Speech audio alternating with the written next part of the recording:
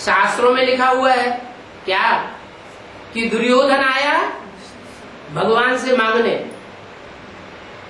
और अर्जुन भी आया भगवान से मांगने। क्या मांगा? अर्जुन ने मांगा, वो दुर्योधन ने नहीं मांगा। दुर्योधन ने मांगा हमें आपका धन संपत्ति सेना महल माणिया अटारियां राज्य सब चाहिए, तब हम जीत के दिखाएंगे। ये धर्म युद्ध और कर्म युद्ध। और अर्जुन ने क्या कहा? प्रभु हमें आपका कुछ नहीं चाहिए, हमें सिर्फ आप चाहिए। अलग को मिला अल्लाह, बेबादशाही सारी भागीदार को दे दी।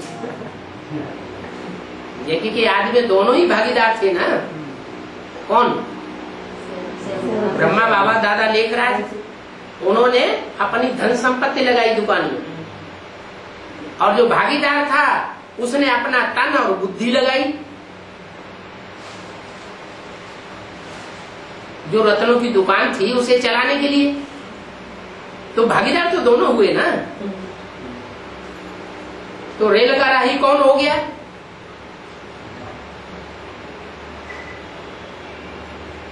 उस समय की बात है, यज्ञ के आदि की। अलफ कौन हुआ? जो आज में भी खड़ा हुआ था, अंत में भी खड़ा हुआ है, और अंत तक, जब तक नई दुनिया की स्थापना नहीं होगी, पुरानी दुनिया का विनाश नहीं होगा, तब तक खड़ा रहेगा। खड़े हुए डंडे को कहा जाता है अलफ। बिंदु अलग चीज, बिंदु को कहा जाता है नुक्ता। बिंदु कौन है?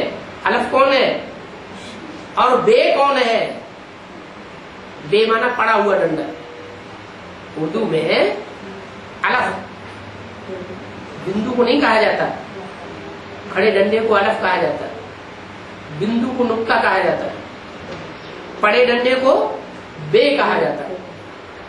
तो पुरुषार्थ करते करते कौन पड़ गया और कौन अंत तक खड़ा रहता है, और कौन अंत तक बिंदु का बिंदु ही बन करके रहता है, और बिंदु बन करके ही वापस चला जाता है, फिर इस दुनिया में वापस नहीं आता। कौन है? शिव है ज्योति बिंदु, अलफ है राम वाली आत्मा, और बे है कृष्ण वाली आत्मा।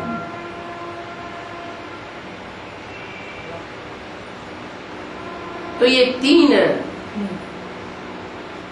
जो बातें बताई, अक्षर अलफ को मिला अल्लाह, बे बादशाही सारी भागीदार को दे।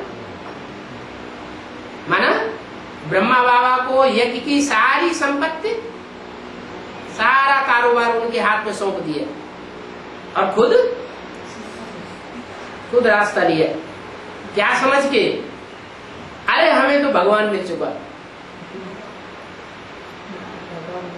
मैं तो परमात्मा बाप का मुकर्रर रथ हूं।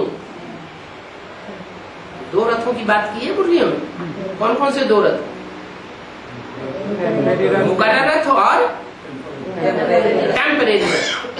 टेम्परेरी माने आग है, कल नहीं रहेगा, और मुकर्रर माने आज भी है, रहेगा, बीच में भी रहेगा, और अंत में भी रहेगा। उसको कहते हैं मुकर्रर।